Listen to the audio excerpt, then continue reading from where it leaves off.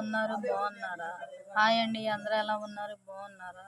మీరు నన్ను బాగున్నావా అక్క లేదా బావగారు ఎలా ఉన్నారు అని మీరు అడగలేదు. అయినా చెప్పే బాధ్యత నా మీద ఉంది కాబట్టి నేను చెబుతున్నాను. మా ఆయన గారు అయితే బాగున్నారండి, మంచిగా ఉన్నారు. మేమైతే హాస్పిటల్ నుంచి ఇంటికి వచ్చాము, బాగానే ఉన్నారు. కాకపోతే ఏంటంటే బాధ, మా ఆయన గారి పనికి వెళ్ళి మాకు కష్టపడి ఒక రూపాయి తెచ్చి అంటే పోషించుతున్నాడు. అది కొంచెం బాధగా ఉంది. నేను పనికి వెళ్ళట్లేదు. ఇప్పుడు మా ఆయన గారికి ఇలా జరిగింది, నాకు కొంచెం బాధగా ఉండదండి? చెప్పండి. నేను కేవలం డబ్బుల కోసమేనండి యూట్యూబ్ చేసేది. నేనేదో నేనేమన్నా ఎర్రగా ఉన్నానా, బాగున్నానా? కాదు కదా. నేనేమైనా సినిమాలలోకి వెళ్ళాలా?